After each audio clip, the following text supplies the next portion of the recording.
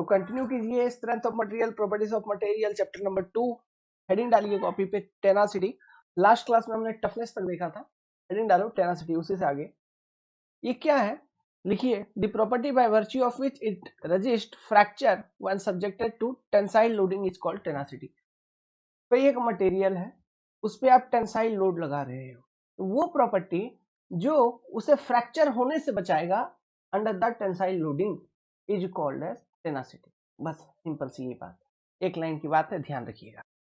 Exam में पूछते हैं, है ना, डेफिनेशन ये स्टेटमेंट पूरा का पूरा डाल देंगे और बोलेंगे इसे क्या कहें, तो इतने के लिए ध्यान रखना है, ठीक है। अब एक नेक्स्ट इंटरेस्टिंग प्रॉपर्टी पढ़ते हैं, क्रीप। अंग्रेजी में इस क्रीप शब्द का मतलब अलग अलग है, ओके, लेकिन स्ट्रेंथ ऑफ मटेरियल के संदर्भ में, in context of strength of material क्या है ये, इसको समझते हैं। देखिए मैं पहले अभी समझा रहा हूं, उसको सुनिएगा, समझिएगा, उसके बाद डेफिनेशन लिखवाऊंगा, चीजें लिखवाऊंगा। लेट्स सपोज कोई एक सपोर्ट था और इस पर्टिकुलर सपोर्ट से एक मटेरियल इस तरह से हैंग कर रहा है, ये कोई एक मेंबर है। अब आपने इस मेंबर के ऊपर जो लोडिंग लगाया है, let's suppose you have applied A P loading, ठीक है, आपने इस मेंबर के ऊपर एक लोड लगाया है पी लोड। ये जो पी लोड है, पी लोड जो है, ये with in elastic limit of material है। मतलब इस मेंबर का जो भी मटेरियल होगा, इसका अपना एक इलास्टिक लिमिट होगा, तो आप इलास्टिक लिमिट से ज्यादा का लोड नहीं लगा रहे हो, लोडिंग जो है विद इन इलास्टिक लिमिट ही लगा रहे हैं। एक पी लोड हमने लगा के मटेरियल के ऊपर हम छोड़ देते हैं, है ना। ये पी लोड ऐसा है, कांस्टेंट लोडिंग है, ये ना इंक्रीज कर रहे हो इसको, ना डिक्रीज कर रहे हो, है ना, आप रिमूव भी नहीं कर रहे हो, इसको रहने दे रहे हो, लगा दिया छोड़ दिया, ऐसा कोई कंडीशन है यहाँ पर। परमानेंट टाइप ऑफ लोड आपने लगाया, कहने का मतलब है। और जो लोड है that is within elastic limit, है ना, with in elastic limit.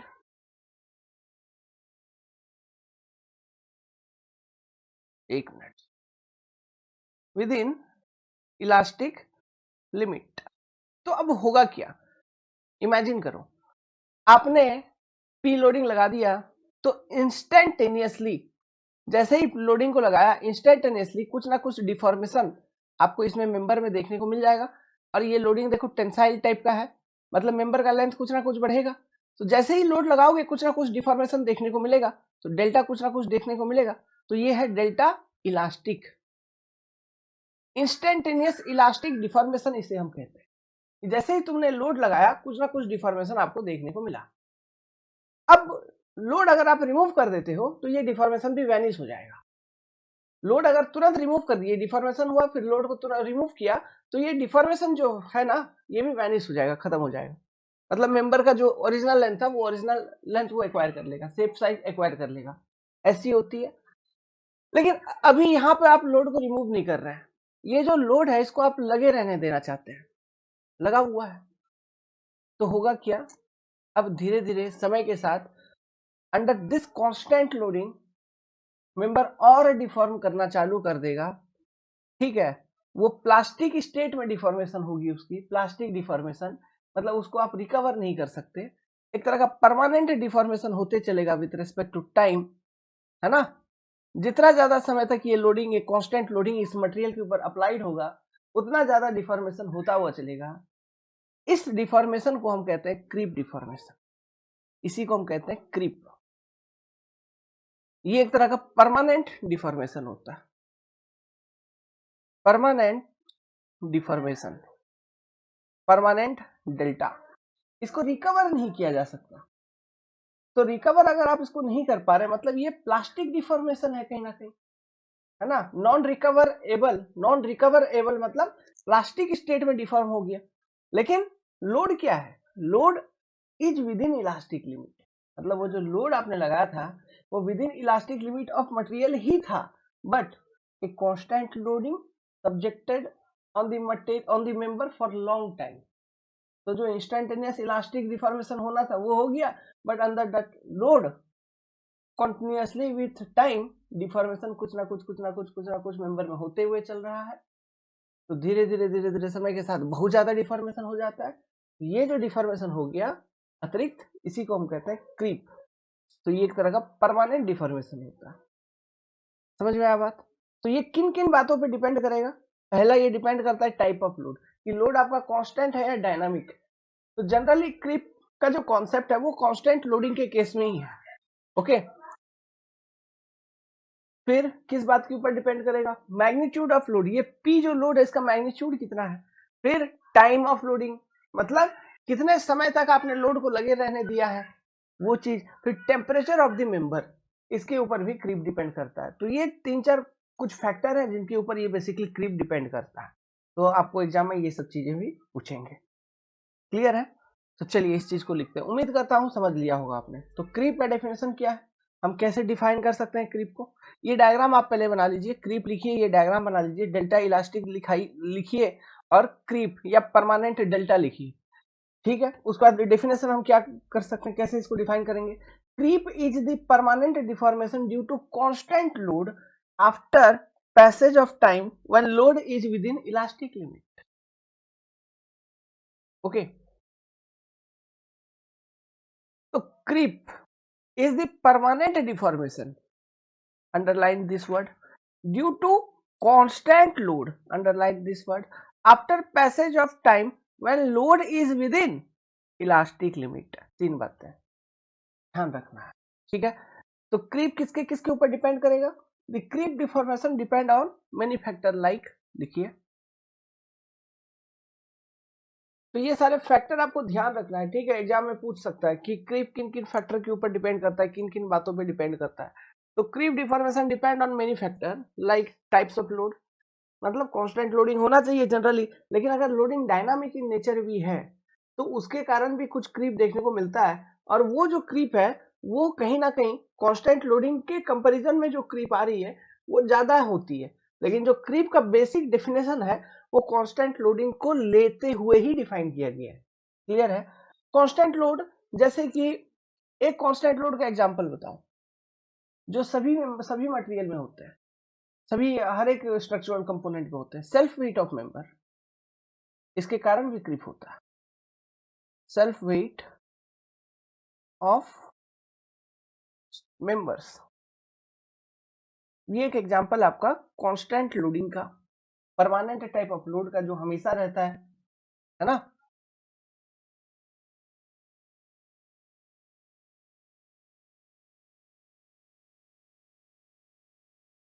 Example ध्यान रखना, self weight of the member.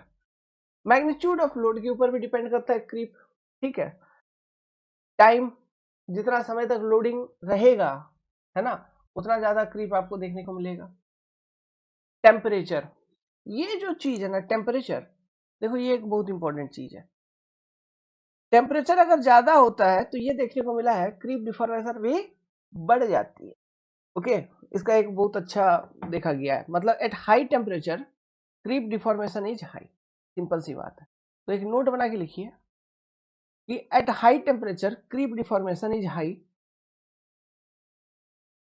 Okay, next point लिखिए। देखिए, जो मटेरियल पे आप क्रीप एनालिसिस कर रहे हो, देखना उस मटेरियल का अपना एक मेल्टिंग पॉइंट होगा। तो अगर जो एटमॉस्फेयर है, जिस एटमॉस्फेयर में वो मटेरियल है, उस एटमॉस्फेयर का जो टेम्परेचर है उस मटेरियल के मेल्टिंग पॉइंट के लगभग 50% या 50%, तो मैं ज्यादा बोल दिया, आप 30 to 50% के रेंज में उम्मीद कर सकते हो। ठीक है, मतलब 30% से भी अगर ज्यादा हो जाता है, मतलब एटमॉस्फेयर का टेम्परेचर उस मटेरियल के मेल्टिंग पॉइंट से 30% से ज्यादा हो गया और 50% तक पहुंच गया मान लो, तो ये जो टेम्परेचर का रेंज है, इस रेंज ऑफ टेम्परेचर में उस मटेरियल में क्रीप सिग्निफिकेंट होने लगेगा, बहुत तेजी से होने लगेगा। क्रीप को आप टॉलरेट नहीं कर सकते फिर, मतलब समझिए यार, कोई चीज गर्म हो गई तो लगातार वो डिफॉर्म करते रहेगा, पिघल अपने सेल्फ वेट के अंदर ही वो पिघल जाएगा, पिघल कर उसमें प्लास्टिक डिफॉर्मेशन हो जाएगी। वही चीज ये कह रहा है कि at temperature, when temperature reaches half the melting point, लगभग अगर temperature half the melting point हो जाती है, द क्रीप बिकम्स अनटॉलरेबल, क्रीप को आप फिर टॉलरेट नहीं कर सकते, इग्नोर नहीं कर सकते। सच टेम्परेचर, और वो टेम्परेचर जो है जिस कंडीशन में क्रीप अनटॉलरेबल हो जाता है उसको हम कहते हैं होमोलोगस टेम्परेचर। क्लियर है? कीवर्ड है, वर्ड है, बस ध्यान रखना है। उसको क्या कहते हैं? Homologous temperature. एग्जाम में पूछ सकता है कि होमोलोगस टेम्परेचर क्या है, तो आपको बतानी पड़ेगी।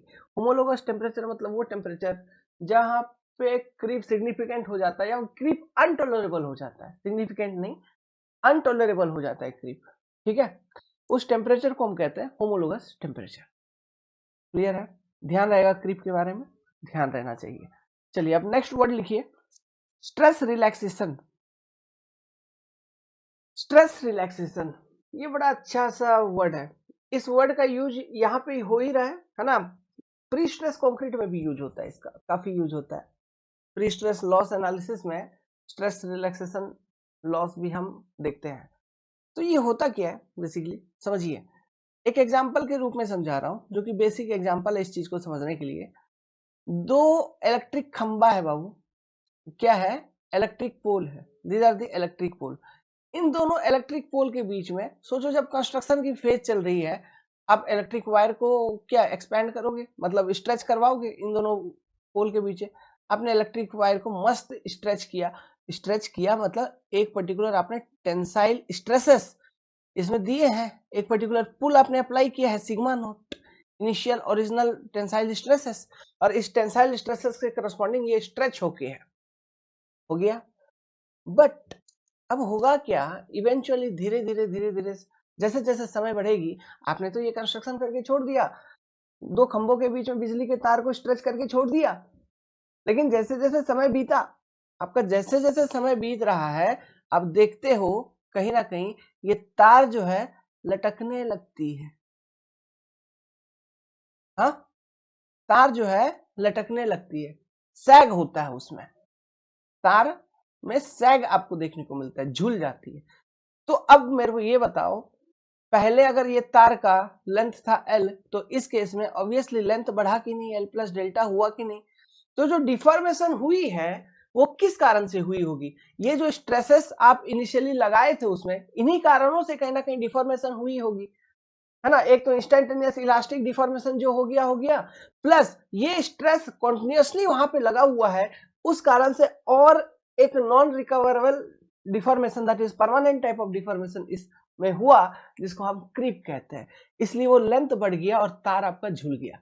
अब जैसे तार ये झूल गया, लटक गया, तो अब ये कंडीशन में मुझे ये बता दो बस कि जो पहले तनाव था, टेंशन, क्या इसमें अभी भी सेम स्ट्रेस होगा? नहीं, इसमें जो स्ट्रेस होगा वो सिग्मा डैश होगा, and this sigma dash is less than sigma not. तो डिक्रीज इन स्ट्रेस आपको ऑब्जर्व हो रहा है कि नहीं? तो ये जो डिक्रीज इन स्ट्रेस है, इसी को हम कहते हैं स्ट्रेस रिलैक्सेशन। तो ये बेसिकली क्यों हुआ? Due to creep. क्रीप हो गया, इसलिए जो मेंबर में पहले स्ट्रेस था, अब वो स्ट्रेस उस मेंबर में नहीं है, स्ट्रेस समवट रिलैक्स हो गया, कुछ स्ट्रेस खत्म हो गया। वो जो स्ट्रेस खत्म हो गया उसी को हम कहते हैं रिलैक्स्ड स्टेट, रिलैक्स्ड स्ट्रेस, है ना, जो खत्म हो गया उसी को हम क्या कह रहे हैं, रिलैक्स्ड स्ट्रेस। यही चीज है स्ट्रेस रिलैक्सेशन की कॉन्सेप्ट। समझ में आ रहा है? तो हम क्या लिख सकते हैं, किस तरह से इसको डिफाइन किया जा सकता है बाबू लोग, अपने लैंग्वेज में डिफाइन कर दो, जैसा मैं समझाया उतना ही लिखना है। तो ड्यू टू द क्रीप, हम ऐसे लिखिए, due to the creep wire get deformed और elongated, so eventually get sag. Sag आपको देखने को मिलता है, comma, hence the stress in wire get reduced below sigma naught. This reduction in stress is called stress relaxation in wire, which is due to creep only. creep हुआ इसलिए वो stress relaxation उसमें हो रहा है। समझ में आ रहा है? This is the concept of stress relaxation. तो ये चीज यूज होगा वहां पर भी, प्री स्ट्रेस कंक्रीट में। ओके, ठीक है।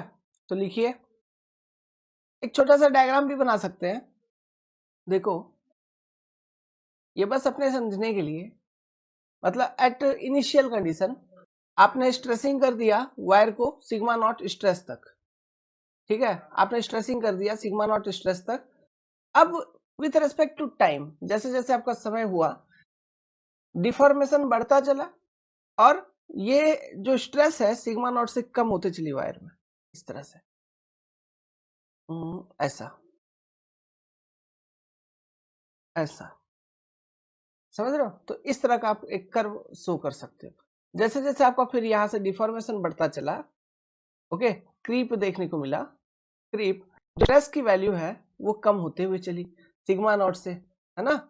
ये स्ट्रेस की वैल्यू सिग्मा नॉट से कम होते हुए चली, ये देख रहे हो। तो इसी चीज को हम कहते हैं stress relaxation.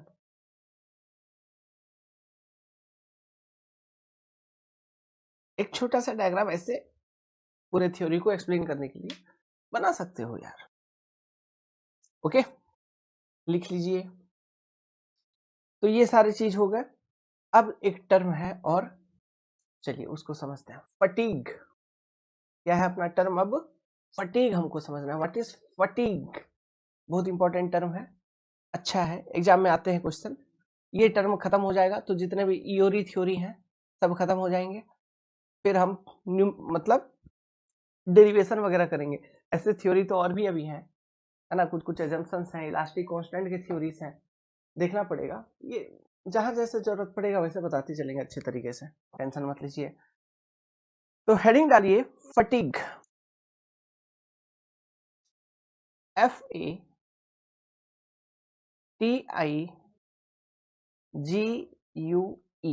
Fatigue. What is this?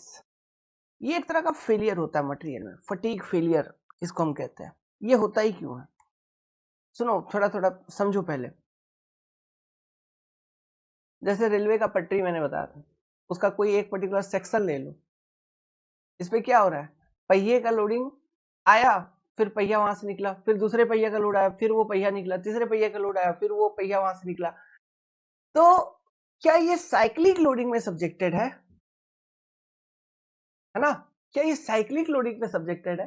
Under this type of cyclic loading, cyclic loading, तो वो पर्टिकुलर सेक्शन का अगर मैं बात करूं, जैसे यहाँ पे इसी सेक्शन पे मैं देख रहा हूं कि पहिया आया पहिया गया, पहिया आया पहिया गया, तो इसी सेक्शन पे बारंबार लोड साइकिल रिपीट हो रहा है। इस कारण से इस पर्टिकुलर सेक्शन से फेलियर स्टार्ट हो सकती है, और वो फेलियर इस पर्टिकुलर सेक्शन से स्टार्ट होगी। फिर और जैसे number of cycle of load तुम बढ़ाओगे, धीरे धीरे धीरे फेलियर स्टार्ट हो रही है, मतलब क्रैक बन गई, एक छोटी सी क्रैक पहले आपको दिखी। फिर और जैसे जैसे और लोडिंग साइकिल आप बढ़ाओगे, वो क्रैक धीरे धीरे धीरे धीरे धीरे धीरे धीरे धीरे प्रोपैगेट करेगी, और एक पर्टिकुलर ऐसा टाइम आएगा जब मटेरियल आपका दो पीसेस में कन्वर्ट हो जाएगा, टूट जाएगा, फ्रैक्चर हो जाएगा। तो ड्यू टू साइक्लिक लोडिंग जो लोकलाइज्ड एंड प्रोग्रेसिव फेलियर होता है, उसको हम बोलते हैं फटीग फेलियर। समझ में आ रहा? तो फटीग फेलियर का जहां भी जिक्र आए, आपको ध्यान में रखना है कि लोड जो है एक ही मेंबर के ऊपर, एक ही सेक्शन के ऊपर बारंबार रिपीट हो रहा है, आया गया आया गया आया गया आया गया।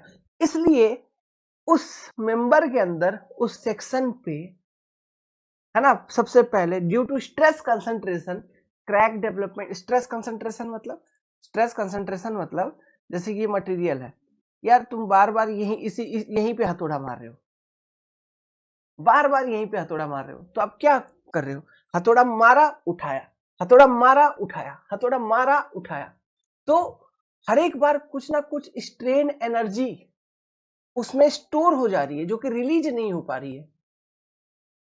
हर एक बार कुछ ना कुछ स्ट्रेन एनर्जी उसमें स्टोर हो जा रही है, रिलीज नहीं हो पा रही है, मतलब कुछ ना कुछ प्लास्टिक डिफॉर्मेशन हर एक बार हो ही जा रहा है। तो धीरे धीरे धीरे धीरे डिफॉर्मेशन होते चलेगा, होते चलेगा, होते चलेगा, होते चलेगा।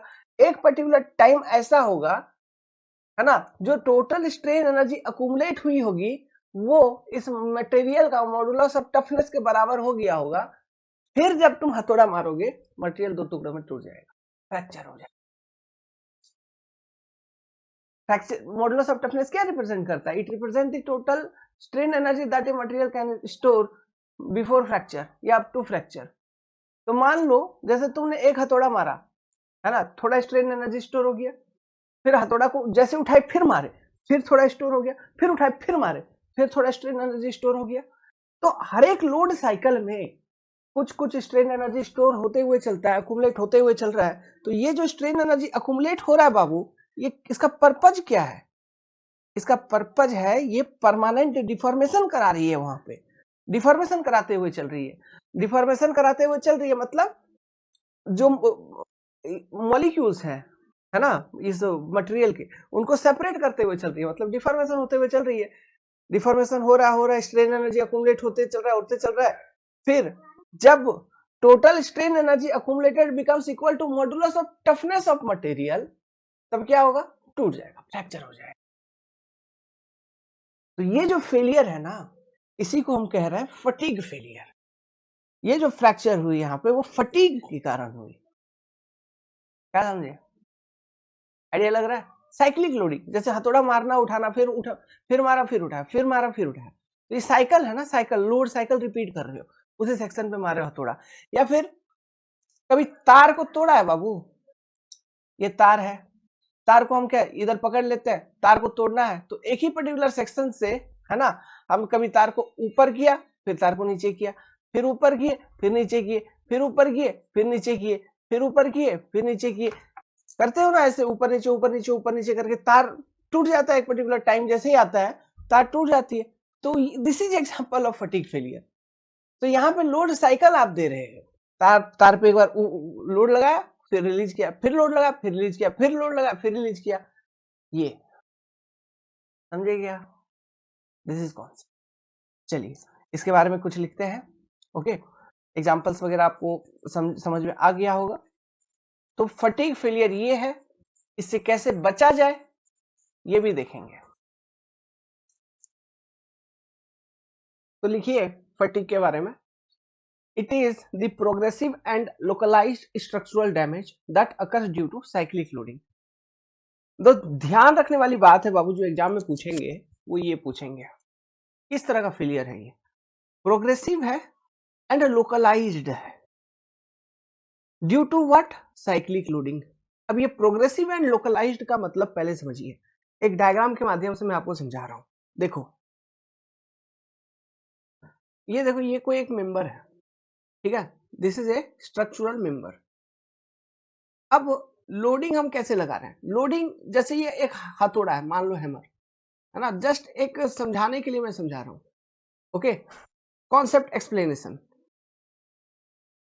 अब आप क्या कर रहे हो, इस हथौड़े को एक ही जगह पे मारोगे, मतलब यहां पर, ये यहां पे इंपैक्ट करेगी, है ना, इस जगह पे मारे हथौड़ा, फिर रिमूव कर लिए, फिर मारे फिर रिमूव किए, फिर मारे फिर रिमूव किए। सोचिए कि यही चीज जो आप कर रहे हैं ना, बहुत स्पीड में कर रहे हैं, है ना, तो मार रहे हो हटा रहे हो, मार रहे हो हटा रहे हो, मार रहे हो हटा रहे हो, इतना स्पीड में आप हैमरिंग कर रहे हो, तो मतलब एक ही जगह पे लोड लगा रहे हो। तो इस तरह से लोड लगाने के कारण क्या होगा, मतलब जहां पे लोड लग रही है ना, उसी जगह पे सबसे पहले आपका क्रैक अपीयरेंस आपको देखने को मिलेगा, सरफेस क्रैक अपीयर होता हुआ नजर आएगा। समझ में आया? तो वन लोड साइकिल का मतलब क्या है? एक बार हथौड़ा मारा फिर रिमूव किया, this is your one load cycle. फिर हथौड़ा मारा फिर रिमूव किया, दूसरी लोड साइकिल कंप्लीट हुई, this is one load cycle, this is second load cycle. इस तरह से आप मार रहे हो हटा रहे हो, मार रहे हो हटा रहे हो। तो number of load cycle required to just develop the crack, उसको हम क्या बोलेंगे? उसको बोलेंगे फटीग इनिशिएशन लाइफ। इसको हम बोलते हैं फटीग इनिशिएशन लाइफ। मतलब फटीग फेलियर इनिशिएट हो जाएगा, क्रैक आपका डेवलप हो गया, फटीग फेलियर शुरुआत हो जाएगी, ठीक है। फिर उसके बाद जितना जितना नंबर ऑफ लोड साइकिल बढ़ेगा, फिर ये क्रैक जो है प्रोग्रेसिव होगा। प्रोग्रेसिव मतलब क्रैक आगे बढ़ेगा, जैसे जैसे फिर नंबर ऑफ लोड साइकिल बढ़ेगा, क्रैक आगे बढ़ते चलेगा बढ़ते चलेगा बढ़ते चलेगा, और एक पर्टिकुलर टाइम पे, है ना, एक particular number of load cycles पे ये क्या हो जाएगा, मटेरियल में फ्रैक्चर हो जाएगी। तो वो नंबर ऑफ लोड साइकिल जब मटेरियल आपका फ्रैक्चर हो जाता है, ओके, वो नंबर ऑफ लोड साइकिल जब मटेरियल आपका फ्रैक्चर हो जाता है, तब तक में जो स्ट्रेन एनर्जी ये मटेरियल में स्टोर होता है वो मॉडुलस ऑफ टफनेस के बराबर हो जाता है, इसलिए वो फ्रैक्चर होता है बेसिकली। समझ में आ रहा है? तो फटीग इनिशिएशन लाइफ आपको समझ में आया कि वो लोड साइकिल जब फटीग इनिशिएट हो जाता है, फिर जैसे जैसे और लोडिंग साइकिल लोडिंग बढ़ाओगे, जो ये क्रैक हुई है, सरफेस क्रैक अपीयर हुई है, ये प्रोपैगेट करेगी, है ना, और धीरे धीरे और लोड साइकिल बढ़ाते चलेंगे, एक पॉइंट ऑफ टाइम पे फ्रैक्चर हो जाएगी। तो दिस इज योर प्रोग्रेसिव, मतलब प्रोग्रेसिव वर्ड का मतलब ये है। लोकलाइज्ड फेलियर, लोकलाइज्ड मतलब हम लोड जहां पे लगा रहे हैं, जहां पर लोड साइकिल एक्टिव है, उसी जगह पे फेलियर आपको देखने को मिल रहा है। हाँ, मतलब इसी सेक्शन पे आपको फेलियर देखने को मिल रहा है, इसी के आसपास फेलियर होगा। जिस सेक्शन पे लोड साइकिल लग रही है उसी सेक्शन के आसपास आपको फेलियर देखने को मिलेगा, और बाकी मेंबर में मटेरियल में कहीं पर भी कुछ नहीं हुई होगी, और बाकी कहीं पर भी कोई क्रैक डेवलपमेंट नहीं हुआ होगा। जिस सेक्शन पे लोड साइकिल लग रहा है उसी सेक्शन पे आपको फेलियर देखने को मिल रहा है। इसका मतलब होता है लोकल फेलियर, लोकलाइज्ड। समझ में आया? तो फटीग किस तरह का फेलियर है बाबू? फटीग एक तो लोकलाइज्ड फेलियर है, मतलब जिस सेक्शन पे मेंबर के ऊपर लोड साइकिल्स आ रहे हैं वहीं पर फटीग फेलियर होने की चांसेस है। प्लस फटीग में कैसे फेल होता है, जो भी क्रैक डेवलपमेंट होगा वो धीरे धीरे धीरे धीरे धीरे धीरे धीरे प्रोपैगेट करेगी और एक पर्टिकुलर टाइम पे फ्रैक्चर आपको देखने को मिलेगा मेंबर के अंदर। तो ये प्रोग्रेसिव इन नेचर है। दो बातें क्लियर? और ये हो क्यों रही है? Basically due to cyclic loading. One load cycle का मतलब समझ में आया? लोड को लगाया रिमूव किया, लोड को लगाया रिमूव किया। यहां पे जो रेट ऑफ लोडिंग है it is very much faster. समझ रहे हो? Rate of loading is faster. Rate of loading faster होने का क्या मतलब है? रेट, जब भी मैं रेट शब्द का यूज करूं आप ये सोचना, रेट ऑफ लोडिंग मतलब लोड पर यूनिट टाइम। जैसे हम बोलते हैं rate of flow, rate of flow किसको बोलते हैं? Velocity per unit time, sorry volume per unit time, मतलब volume of fluid passing a cross section per unit time, इसी को हम रेट ऑफ फ्लो बोलते हैं, है ना। मीटर क्यूब पर सेकेंड इसका यूनिट हो जाता है, मीटर क्यूब पर सेकेंड। तो जब भी रेट की बात आए ना तो डिनोमिनेटर में कहीं ना कहीं पर यूनिट टाइम होगा। तो यहां पर हम समय के साथ बात कर रहे हैं, मतलब डिनोमिनेटर में समय with respect to time, rate of loading यहां पे ज्यादा है। मतलब आप लगाए लोड तुरंत हटाए, लगाए लोड तुरंत हटाए, लगाए लोड तुरंत हटाए, ये चीज। रेट ऑफ लोडिंग ज्यादा होने के कारण क्या होगा, होता क्या बेसिकली, ये डायग्राम मैं अभी आगे बनवाऊंगा, लेकिन उससे पहले एक चीज लिखो। रेट ऑफ लोडिंग ज्यादा होने के कारण क्या होगा वो चीज मैं आगे बनवाऊंगा, लेकिन उससे पहले ये सेंटेंस को लिखिए। The number of load cycle required to initiate surface crack is called as fatigue initiation life, है ना। Number of load cycle required to initiate surface crack is called as fatigue initiation life, and additional number of load cycle required to propagate surface crack, surface crack को propagate करवाने में जो additional number of load cycle चाहिए होती है is called as fatigue propagation life. दो बातें clear है? क्या क्या? Fatigue initiation life and fatigue propagation life. अब देखो यार, यहां पे जो रेट ऑफ लोडिंग होता है, ये सेंटेंस लिखो, rate of loading loading is faster. Rate of loading जो है ये फास्टर है। तो रेट ऑफ लोडिंग फास्टर होने के कारण क्या होता है, ये सेंटेंस लिखिए, इसके बाद डायग्राम देखिए, सुनिए। रेट ऑफ लोडिंग फास्टर होने के कारण क्या होता है, देखो यार समझा रहा हूं। बेसिक चीज याद करो, स्ट्रेस स्ट्रेन कर्व याद करो, स्ट्रेस स्ट्रेन कर्व को याद करो, ठीक है। लेट्स सपोज कोई मटेरियल है, उसका स्ट्रेस स्ट्रेन कर्व इस तरह से है, इस तरह से उसका स्ट्रेस स्ट्रेन कर्व गया है। कोई एक मटेरियल है जिसका ऐसा स्ट्रेस स्ट्रेन कर्व है। Now this is sigma, this is upline. अभी क्या है, आपने लेट सपोज लोडिंग किया, सबसे पहला लोड साइकिल का बात कर रहा हूं, लोडिंग किया, है ना। इस particular point of time, point तक आपने लोडिंग कर दिया, मान लो लोड लगाया, तुरंत अनलोड कर दिए, तुरंत ही अनलोड किए फिर लोड लगा रहे हो, तो तुरंत अनलोड करके फिर लोड लगा रहे हो। जब लोडिंग किए तो मटेरियल में टोटल लेट्स सपोज भले तुमने उसके इलास्टिक लिमिट के अंदर लोडिंग किए हो, लेकिन जैसे तुम इतना डिफॉर्मेशन हो गया होगा जब लोडिंग किए हो तो, लेकिन वो इंस्टेंट ऑफ टाइम समझना बहुत कम है, यहाँ पे समय अंतराल बहुत कम है। ऐसा नहीं कि आप आराम से ग्रेजुअल वे में कर रहे हो ना, समय बहुत कम है। तुरंत लोडिंग किया फिर हटाया फिर लोडिंग करना है, ऐसा है, समझ रहे हो? इसलिए बोल रहे हैं rate of loading is faster. तो देखिए, जब हम बेसिकली क्या होता है, जब हम लोड लगाते हैं फिर लोड को रिमूव करते हैं, तो मान लो इलास्टिक लिमिट के अंदर ही हुआ है, तो इलास्टिक डिफॉर्मेशन वगैरह जितना हुआ होता है वैनिश हो जाता है ना। मतलब ये जो स्ट्रेन एनर्जी है ना, ये जो स्टोर हुई है वो रिलीज हो जाती है, खत्म हो जाती है, ओके, जब हम अनलोड कर देते हैं तो। लेकिन यहाँ पे आपने अनलोडिंग जैसे ही किया उसके बाद तुरंत लोड लगा रहे हो, तो ये जो स्ट्रेन एनर्जी है इसमें से कुछ ही रिलीज हो पाता है, लेकिन कुछ स्टोर हो ही जाता है। लेट्स सपोज इतना स्टोर हो गया पहला लोड साइकिल में, फिर तुमने तुरंत फ्रीक्वेंटली लोड लगा दिया, फिर अनलोड कर रहे हो तो कुछ ना कुछ स्ट्रेन एनर्जी फिर से स्टोर हो जाएगा, मतलब पूरा का पूरा स्ट्रेन एनर्जी रिलीज नहीं हो पाता है, कुछ अकुमुलेट होते चलता है मेंबर में, स्टोर होते चलता है। तो जो स्ट्रेन एनर्जी स्टोर हो रही है, इसके कारण बेसिकली हो क्या रहा है, परमानेंट डिफॉर्मेशन में वो कंट्रीब्यूट कर रही है। परमानेंट डिफॉर्मेशन मतलब प्लास्टिक डिफॉर्मेशन होते हुए चल रहा है, मतलब मेंबर की लेंथ वगैरह बढ़ रही होगी, प्लास्टिक डिफॉर्मेशन हो रही होगी। तो और जैसे जैसे लोड साइकिल को रिपीट करता चलोगे, ये परमानेंट स्ट्रेन एनर्जी स्टोर होते चलेगा, नंबर ऑफ साइकिल जैसे बढ़ेगा, कुछ कुछ स्ट्रेन एनर्जी हर एक साइकिल में स्टोर होते हुए चलेगा चलेगा चलेगा चलेगा। एक पर्टिकुलर टाइम पे क्या होगा, मतलब ये तुम लोड किए फिर अनलोड, है ना, स्ट्रेन एनर्जी बढ़ते हुए चल रहा है, स्टोर होते हुए चल रहा है, और ये फ्रैक्चर पॉइंट है मान लो, ठीक है। तो इस फ्रैक्चर पॉइंट तक पहुंच, मतलब एक particular number of load cycle होगा जिसमें, जिसके तहत क्या हुआ होगा, जो टोटल स्ट्रेन एनर्जी अकुमुलेट हो गई होगी, स्टोर हो गई होगी, रिलीज नहीं हो पाई होगी, वो टफ मॉडुलस ऑफ टफनेस के बराबर हो गई होगी, इस मटेरियल का मॉडुलस ऑफ टफनेस के बराबर हो गई होगी, है ना। तो ये पॉइंट जब रीच होगा, है ना, तो उतने लोड साइकिल के करस्पॉन्डिंग मेंबर आपकी फेल हो जाएगी। मतलब जब strain energy stored in material becomes equal to modulus of toughness, fracture हो जाएगा मेंबर में। समझ रहे हो बात को।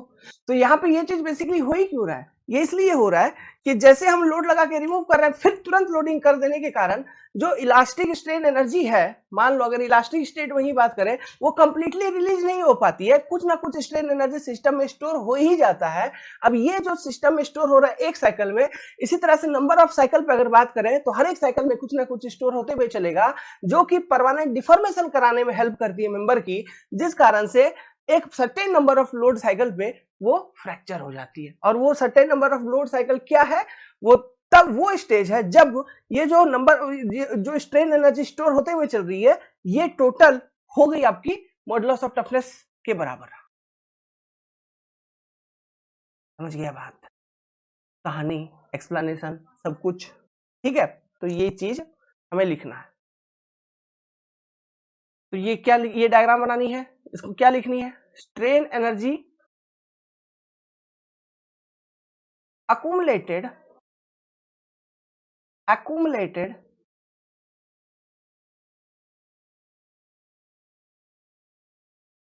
due to faster rate of loading, faster rate of loading when become equal to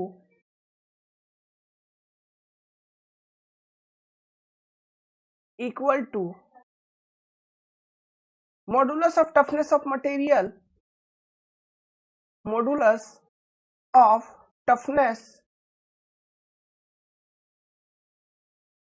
of material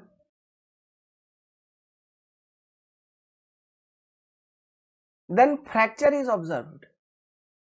तो आपको फ्रैक्चर देखने को मिलता है ना, देन फ्रैक्चर इज ऑब्जर्व्ड। जो भी लड़का जो भी लड़की ध्यान से सुन रहा है, जिंदगी में कभी भी इस टॉपिक सबसे क्वेश्चन पूछेगा तो गलत नहीं होगा, लेकिन अगर ध्यान नहीं दे रहे हो तो फिर गलत करके आओगे। इसलिए ध्यान से सुनो क्या लिखवा रहे हैं, जो क्या समझा रहे हैं, समझ में आ रहा है बात। Modulus of toughness of material then fracture is observed, सब अपने भाषा में लिखवा रहा हूं, है ना, आपकी अपने भाषा में, टूटा फूटा इंग्लिश कब, है ना। वेल तो ये डायग्राम को हमने एक्सप्लेन किया, ओके। तो इसमें और क्या लिख सकते हैं, लिखिए आगे, लिखिए, इसी पॉइंट को एक्सप्लेन करते हुए लिखते हैं।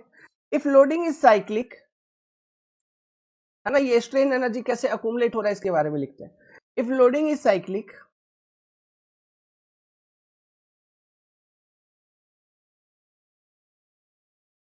Then in every cycle if loading is cyclic, then in every cycle certain fraction of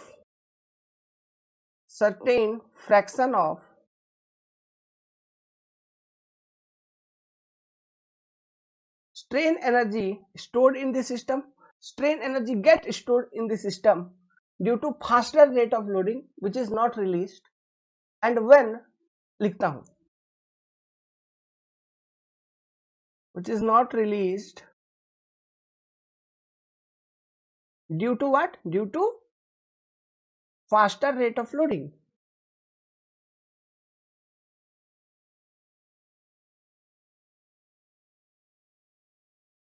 Okay, due to faster rate of loading. आगे, after large number of load cycle, when the total accumulated strain energy becomes equal to or greater than modulus of toughness of the material, then the material will fail. Such type of failure is known as fatigue failure. Clear? लिखिए लिखिए.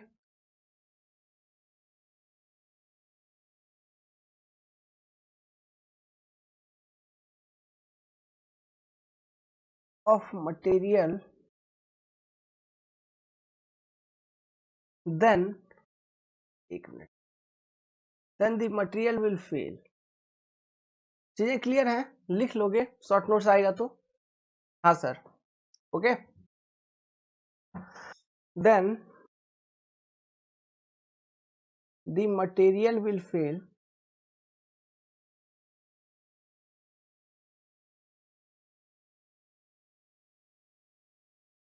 and such failure is known as fatigue failure. और इसी failure को हम fatigue failure कहते हैं.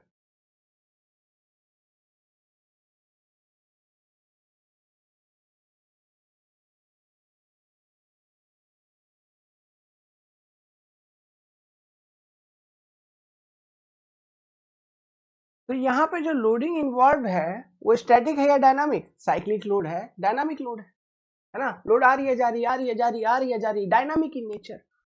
समझ में आ रहा है? डायनामिक लोडिंग, इनके वाइब्रेशंस. ठीक है, आप ऐसे भी समझ सकते हो कि वाइब्रेट हो रहा है डायनामिक लोडिंग के कारण वाइब्रेशंस, तो वाइब्रेशंस बहुत ज्यादा हो जाएगा है ना किसी एक पर्टिकुलर सेक्शंस पे, तो वो सेक्शन फेल हो जाएगा. इसलिए हम जब मैकेनिकल इंजीनियरिंग में जब मशीन पार्ट्स को डिजाइन करते हैं उसको ये फटीग फेलियर के करस्पॉन्डिंग डिजाइन किया जाता है, क्योंकि वहां पे वाइब्रेशन वगैरह ज्यादा होता हुआ नजर आता है मशीन पार्ट्स में. जैसे एक एग्जांपल मैं बताता हूं कि फटीग फेलियर के कौन कौन से एग्जांपल हैं, तो ये भी आप ध्यान रखना, कभी होता है एग्जाम में पूछ लेता है. Breaking of wire, breaking of wire, ये एक एग्जांपल है. क्रैशिंग ऑफ प्लेन, या फिर आप ऐसे लिखो, जो अपना प्लेन होता है ना उसमें देखो प्रोपेलर में टरबाइन लगी होती है, जो पंखा घूमता है यार, ब्लेड जो घूमता है, जैसे हवा आगे टकराता है, ब्लेड घूमता है, तब ना वो प्रोपेल करता है प्लेन को, तब प्लेन आगे बढ़ती है. समझ में आ रहा है? तो उसका जो ब्लेड है उसमें फटीग फेलियर होता है. मान लो ब्लेड में फटीग फेलियर के कारण क्रैक डेवलपमेंट हो गया, समझो बात को, तो पूरा का पूरा टरबाइन फेल हो जाएगा. जब टरबाइन फेल हो गया, क्योंकि देखिए पंखा घूमते घूमते घूमते घूमते घूमते टूट जाता है. बोलता है ना, ये मूवी सब में देख रहे हो, इंजन फेल हो गया, ऐसे हो जाता है फटीग फेलियर. तो अपना इंडिया में भी बहुत सारे प्लेन्स क्रैश होते हैं, जैसे मिग 19 एक तो प्लेन था. ठीक है, अपना डिफेंस सिस्टम में मिग 19 एक तो प्लेन था. इसको अभी यूज उतना नहीं करता है, क्योंकि इस प्लेन में एक यही बड़ी खामी थी कि इसमें फटीग फेलियर होता था, बहुत ज्यादा वाइब्रेशंस होता था इसमें. समझ में आ रहा है? ये मिग 19 अपना एक फाइटर जेट था, इसको आजकल एवेंडन कर दिया गया, अब यूज नहीं होते. अभी अगर यूज हो भी रहे होंगे तो उसमें कुछ एडवांसमेंट किया गया होगा, लेकिन पहले इसमें देखा गया था बहुत सारे फाइटर जो पायलट होते थे वो मर जाते थे, क्योंकि इसके क्रैशिंग की वजह से, ट्रेनिंग के दौरान ही, क्योंकि फटीग फेलियर ज्यादा होता था इसमें. क्यों? वाइब्रेशन ज्यादा होता था. समझ में आ रहा है? तो ये एग्जाम्पल है. ओके, तो हम यहाँ पे ऐसे लिख सकते हैं कि failure of turbine of plane, failure of turbine blade of plane, turbine blade of planes, यहां पे फटीग फेलियर होता है. ठीक है, एग्जाम्पल इंडियन एग्जाम्पल याद रखोगे तो मिग 19 इसमें डिफेक्ट था. ठीक है, ये एक फाइटर जेट है. मिग 19 क्या है बाबू? Fighter jet. ध्यान रहेगा चीज। ओके, इसमें बहुत ज्यादा वाइब्रेशंस देखने को मिलते थे, हैवी वाइब्रेशंस, इसलिए ट्रेनिंग के दौरान ही फाइटर जो अपने ये होते थे पायलट, प्लेन क्रैश होने के कारण उनको जान गंवाना पड़ता था, हैवी वाइब्रेशंस होते थे इसमें। तो ये एक एग्जांपल है, समझ में आ रहा है? वेल, तो इन सब चीजों से बचा कैसे जाए, फिर मटेरियल को कैसे डिजाइन किया जाए कि उसमें फटीग फेलियर हो ही ना? अरे नहीं, ऐसा नहीं होता। मटेरियल को आप देखो, सभी मटेरियल में फटीग फेलियर हो सकता है। हमें लोडिंग, एक हर एक मटेरियल का अपना एक लिमिट होता है, उस लिमिट को यहां पे बोला जाता है इंडोरेंस लिमिट। जैसे आपने yield limit, proportionality limit, elastic limit सब पढ़ा था, उसी तरह का एक लिमिट मैं बता रहा हूं जिसको हम बोलते हैं इंडोरेंस लिमिट। इंडोरेंस लिमिट ये मटेरियल का स्ट्रेंथ फैक्टर है। अब ये क्या है इंडोरेंस लिमिट? जैसे मैं माइल्ड स्टील का बोलूं तो ये लगभग 186 होता है, अगर एल्यूमिनियम का बोलूं ये होता है लगभग 131 मेगापास्कल, है ना? पहले लिख देता हूं इंडोरेंस लिमिट। जैसे माइल्ड स्टील का याद रखना, कभी कभी ये एग्जाम में पूछ लेता है, 186 मेगापास्कल होता है। फिर एल्यूमिनियम का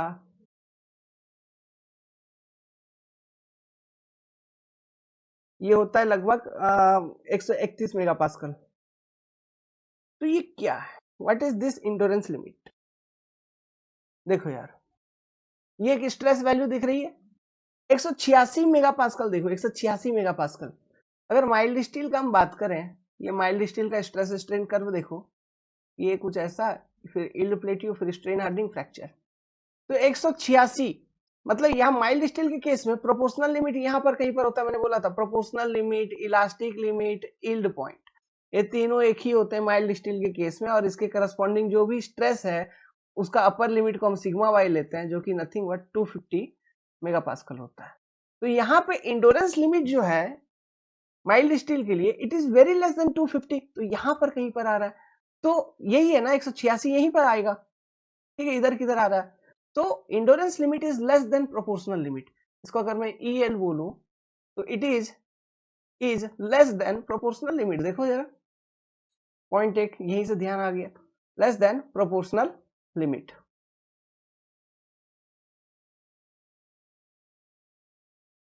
तो ये लेस देन प्रोपोर्शनल लिमिट है।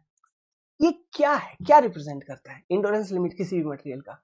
देखो यहाँ पे क्या हो रहा है, लोड साइकिल के कारण कुछ ना कुछ स्ट्रेस आ रही है मेंबर के ऊपर, मटेरियल के ऊपर, है ना? और उन्हीं स्ट्रेसेस के कारण तो मेंबर फेल हो रहा है, जब उसका क्षमता खत्म हो जा रहा है, मतलब स्ट्रेस को कैरी करने का, फ्रैक्चर हो जा रही है बेसिकली। तो ये इंडोरेंस लिमिट वो लिमिट है, मान लो आप infinite number of load cycle लगा रहे हो, लोडिंग लगा रहे हो, रिमूव कर रहे हो, लगा रहे हो, रिमूव कर रहे हो, लगा रहे हो, रिमूव कर रहे हो, अनगिनत बार लगा रहे हो, रिमूव कर रहे हो किसी एक सेक्शन से, लेकिन ध्यान रहे कि उस सेक्शन पे जो स्ट्रेस की वैल्यू है वो 186 मेगापास्कल से ज्यादा नहीं होना चाहिए, मतलब due to that application of that load at the section. अगर मान लो, क्योंकि मान लो माइल्ड स्टील का है, तो माइल्ड स्टील का इंडोरेंस लिमिट कितना है? 186 मेगापास्कल। 186 मेगापास्कल से ज्यादा स्ट्रेस ना हो, ठीक है, लोड साइकिल की वजह से, तो आप infinite number of load cycle लगाइए, आपका मेंबर फेल नहीं होगा, फटीग फेलियर होगी ही नहीं। कहने का मतलब है, मतलब अगर ड्यू टू लोड साइकिल्स अगर स्ट्रेसेस जो उस सेक्शन पे डेवलप हो रहा है is with in endurance limit, then there will be no fatigue failure at infinite number of load cycles। अब कितना भी नंबर ऑफ लोड साइकिल डालिए कभी फेल नहीं होगा। समझ में आ रहा है? बेसिकली ये चीज है इंडोरेंस लिमिट। तो infinite number of load cycle मतलब क्या, यहाँ पर रियली इंफिनिटी हम देखते हैं क्या? नहीं यार, अप्रोक्सीमेटली इंडोरेंस लिमिट का जो मेजरमेंट होता है, जैसे यहाँ पे इंडोरेंस लिमिट हमने माइल्ड स्टील का निकाला है, एल्यूमिनियम का निकाला है ना, तो ये कितने नंबर ऑफ लोड साइकिल के करस्पॉन्डिंग निकाला गया है? 10⁶ नंबर ऑफ लोड साइकिल के करस्पॉन्डिंग टेस्टिंग करके ये इंडोरेंस लिमिट निकाला गया है डिफरेंट डिफरेंट मटेरियल का। समझ गए? ओके, तो ये ध्यान रखना 10⁶, क्योंकि एग्जाम में पूछ लेता है corresponding to what number of load cycle. ऐसे तो टेक्निकली बात है यहाँ पे infinite number of load cycle आप लगा दोगे, लेकिन लगा दो कोई प्रॉब्लम नहीं है। अगर जो स्ट्रेसेस डेवलप हो रहा है वो विद इन इंडोरेंस लिमिट है तो मेंबर में आपका फटीग फेलियर नहीं होगा, है ना। लेकिन वो इंडोरेंस लिमिट के वैल्यूज को निकालने के लिए टेस्टिंग तो करना पड़ेगा। तो कितना लोड नंबर ऑफ साइकिल पे टेस्टिंग किया गया, 10⁶ नंबर ऑफ लोड साइकिल। ठीक है, ध्यान रहेगा। इसको हम डिफाइन कर सकते हैं, यस वी कैन डिफाइन। क्या? It is that level of stress below which there are very high chance या फिर very high probability लिखो, there are very high probability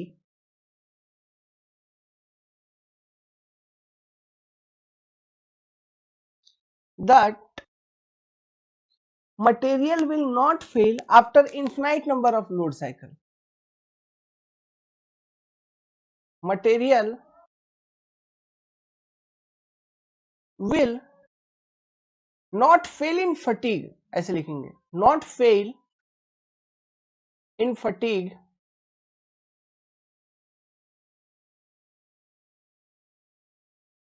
after infinite number of load cycle.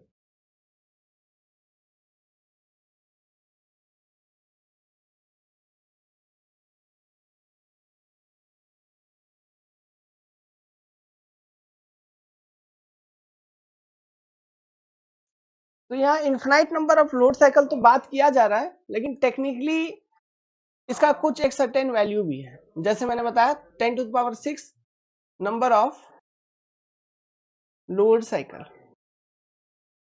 1,00,000, है ना, load cycle, this is the value. Clear है? और ये value याद रखना, एल्यूमिनियम के लिए कितना है फटीग ये इंडोरेंस लिमिट, है ना, और माइल्ड स्टील के लिए कितना है इंडोरेंस लिमिट, इतना। मतलब जो स्ट्रेस डेवलपमेंट हो रहा है उस पर्टिकुलर सेक्शन के ऊपर, okay, due to cyclic loading, अगर वो स्ट्रेसेस 186 मेगापास्कल से कम है माइल्ड स्टील के लिए, या एल्यूमिनियम के लिए 131 मेगापास्कल से कम है, तो एल्यूमिनियम या माइल्ड स्टील में आप infinite number of load cycle लगाओ, कभी फटीग फेलियर नहीं होगा, कभी भी नहीं होगा। समझ गए बात? This is the concept. तो इसी के साथ जो मोटा मोटा मेन टॉपिक था आपका प्रॉपर्टीज ऑफ मटेरियल में, उन सब चीजों को मैंने खत्म कर लिया आपके लिए, हमारे लिए, सबके लिए। ठीक है, अब जो हम चालू करेंगे कंसेप्ट, अब थोड़ा सा कंसेप्चुअल चलेंगे, है ना। अब मैं वीडियो पे आऊंगा, वीडियो के माध्यम से फिर स्क्रीन पे दिखूंगा, फिर वहां से आगे चलेंगे। जैसे कि अब बहुत सारे टॉपिक्स हैं, अभी भी थ्योरी तो है ही, बचा हुआ है ही, वो थ्योरी पढ़ेंगे। जैसे हुक्स लॉ पढ़ेंगे पहले, ठीक है, फिर इलास्टिक कांस्टेंट, है ना, वहां पे हमको बहुत सारा मटेरियल, अलग अलग टाइप ऑफ मटेरियल है, isotropic material, orthotropic material, non isotropic material, anisotropic material, homogeneous material, सब क्या है, सब चीजों को समझना पड़ेगा। ठीक है, फिर स्ट्रेस स्ट्रेन सिस्टम थ्योरी तो है ही अभी, क्योंकि ये चैप्टर देखो, जो जब तक बेसिक जड़ नहीं सीखोगे तब तक न्यूमेरिकल कैसे सॉल्व करोगे। फिर इलास्टिक कांस्टेंट के बारे में पढ़ेंगे, जैसे यंग्स मॉडुलस ऑफ इलास्टिसिटी जानते हो, मॉडुलस ऑफ रिजिडिटी या शियर मॉडुलस क्या होता है, बल्क मॉडुलस क्या होता है, पॉइजन रेशियो क्या होता है ना, इन सब चीजों को पढ़ेंगे। डिफरेंट मटेरियल का पॉइजन रेशियो क्या होता है, रिलेशन बिटवीन इलास्टिक कांस्टेंट हम डिराइव करेंगे, जनरलाइज्ड हुक्स लॉ डिराइव करेंगे, बहुत सारी चीजें हैं अभी यार, है ना। तो पढ़ेंगे यार, एक एक करके पढ़ेंगे। इन सब चीजों को खत्म करने के बाद फिर जब हम क्वेश्चन सीरीज करेंगे तो लगातार क्वेश्चन सीरीज करते चलेंगे। इसमें बहुत सारे क्वेश्चन हम अपने को करने होंगे, कन्वेंशनल, ऑब्जेक्टिव, सब कुछ, क्योंकि ये चैप्टर बहुत इंपॉर्टेंट है। देख ही रहे हो कितना लेंदी अभी तक हो चुका है, कितना सारा थ्योरी हम लोगों ने पढ़ा है। तो सोचिए यहाँ से कितने सारे क्वेश्चंस अलग अलग वैरायटी के पूछे जा सकते हैं, अलग अलग लॉजिक से। और आप आश्चर्य होंगे ये देखकर कि जितना भी एग्जाम का क्वेश्चन मैं उठा के आपको दूंगा, है ना, चाहे तुम 500 बात करोगे या 1000 क्वेश्चन पे बात करो, सभी क्वेश्चन का आंसर तुम्हारे पास। मजाक नहीं कर रहा हूं, है ना, इट्स रियलिटी ट्रूथ। ठीक है, चाहे वो ऑब्जेक्टिव हो या कन्वेंशनल, बस जितना बताया हूं उतना कॉपी पे होना चाहिए, जो समझाया हूं वो दिमाग में होना चाहिए, ठीक है? बाकी हम देख लेंगे बाबू, समझ गया? तो नेक्स्ट क्लास में मिलते हैं। All the best.